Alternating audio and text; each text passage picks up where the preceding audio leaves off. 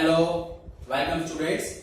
I am Mr. Sandeep here, and in forming and shaping processes, in today's session we are going to start our session with rolling process analysis. So in the shaping and forming processes, our purpose is to change the shape of any material or workpiece, right? So in the forming processes, only shape will change.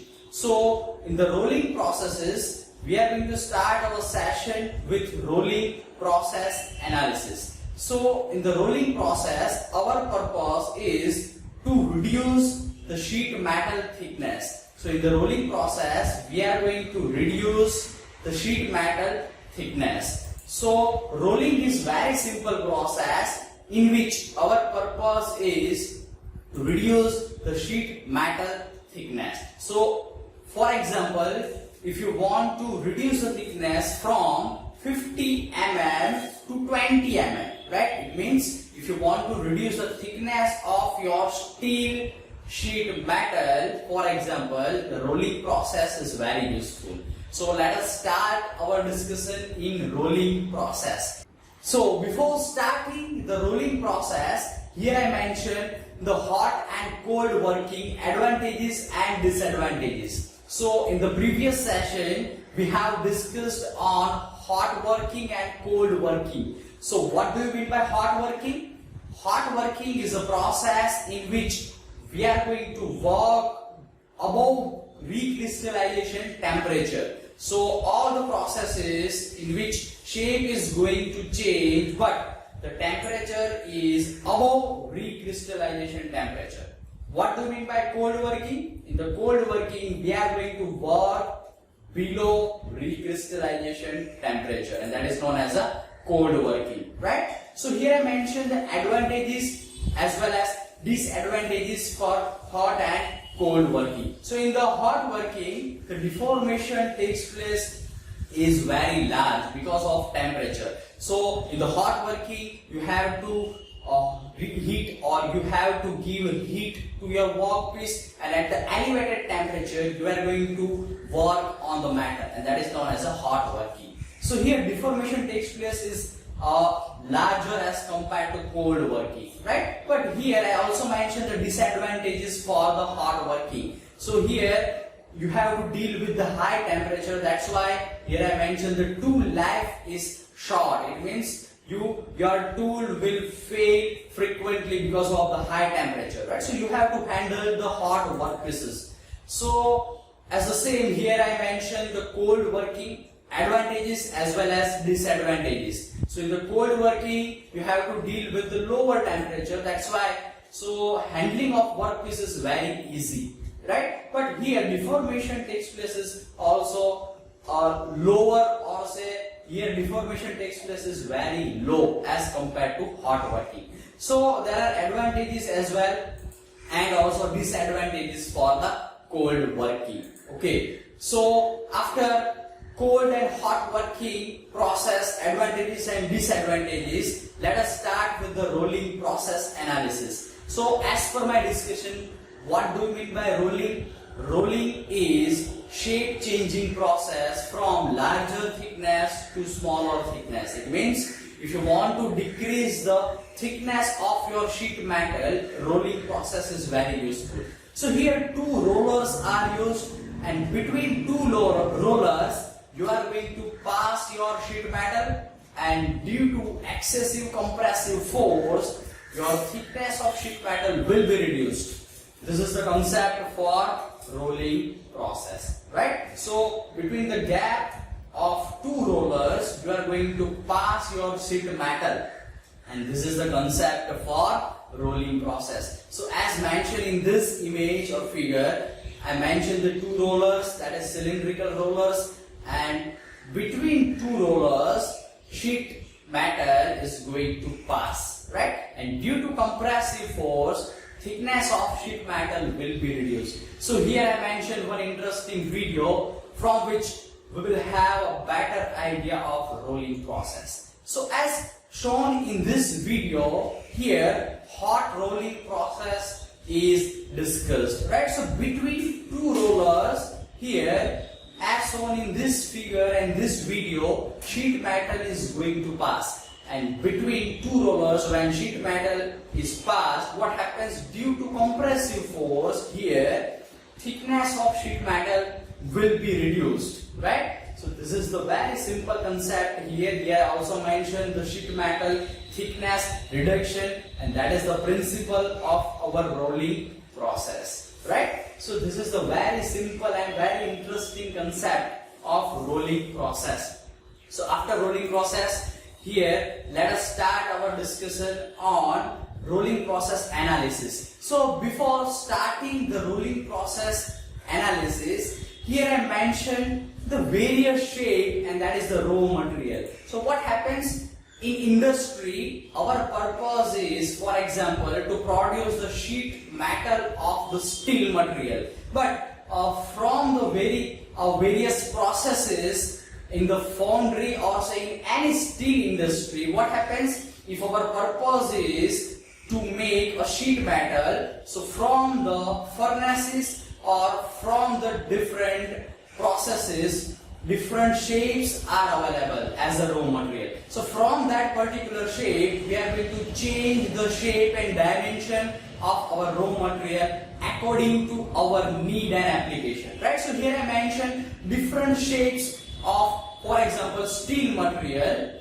and all the shapes have different names. For example, if we say ingot, the ingot is nothing but it is a raw material in form of a cubical shape, right? So there are many shapes, that is nothing but raw material of our product, right? So all these raw materials have different shapes, right? So after this, let us start our rolling process analysis. So what do we mean by rolling process? It is one simple shaping process or forming process in which thickness is going to be reduced, right? So here I mentioned one interesting concept, and that is nothing but concept of sheet metal thickness. So here I mentioned the roller, and here sheet metal is going to pass between two rollers, right? So here I mentioned one interesting fact, that the velocity of inlet sheet metal and velocity of outlet sheet metal, which one is higher? So the outlet velocity of sheet metal after passing through the roller is always higher than inlet sheet metal velocity. Why? So here I mentioned one interesting fact, because volume of sheet metal is always remain constant. So here volume will not destroy. It means here volume remains same. So in the third direction, that is a width, here width will not be changed before and after rolling process. So based on the simplification, we can easily show that the velocity of outlet sheet metal or strip is always higher than inlet sheet metal, because thickness is reduced. So when thickness is reduced, the velocity should be higher because volume remain constant. So here I also mentioned that interesting concept and fact, right? So here in the rolling process analysis, here I mentioned some important equations that are very useful. So here I mentioned one important geometry for rolling process. Here final thickness is mentioned as a TF, that is a final thickness, and TI, that is also known as a initial sheet metal thickness, right? So here TI and TF is nothing but final and initial sheet metal thickness. So TI is also known as a TO, right? And TF is the final sheet metal thickness, right? So here what is draft?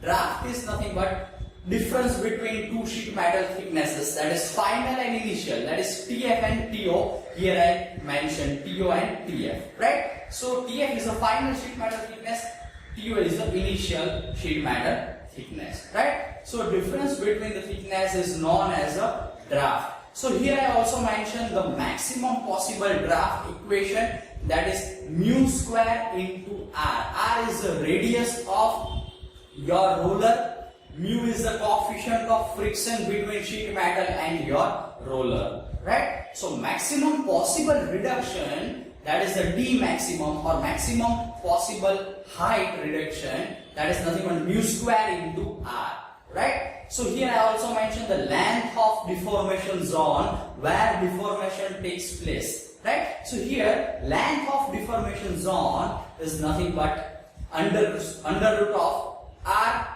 into your graph, and that is nothing but TO minus TF, right? So notation may vary. Here I mentioned the TO as a initial sheet metal thickness, TF is the final after rolling process sheet metal thickness. So notation, you can take any notation, right? So here I take TO and TF. So under root R into TO minus TF, and that is nothing but length of deformation zone, right?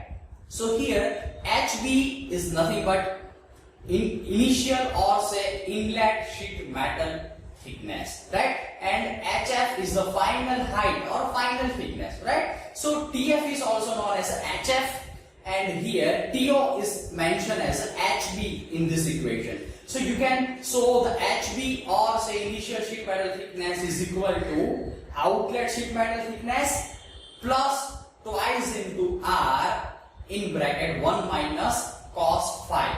Here phi is the angle, or say it is a bite angle, known as a bite angle, right?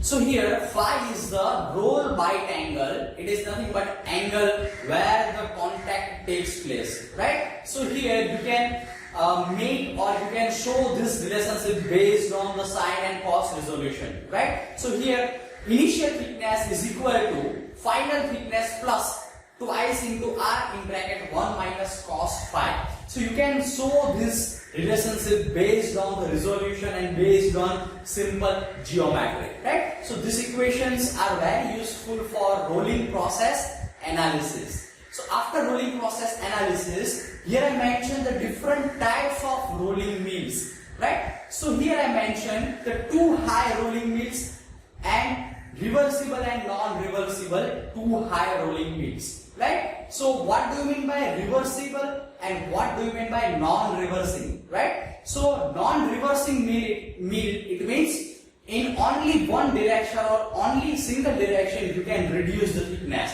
and in non-reversing mill it means you can only work in single direction, but in case of reversing mill you can work on both the direction. It means you can pass your sheet metal from one hand to another hand, and also in the second pass from second hand, also from another hand to initial hand, right? It means you can work from left to right as well as right to left, and that is known as a reversing mill, right? So here I mentioned the reversing and non-reversing mill, right? So here I also mentioned in this image the reversing mill and non-reversing mill. That is a too high reversing mill and too high non-reversing mill. It means between two rollers you can pass your sheet metal.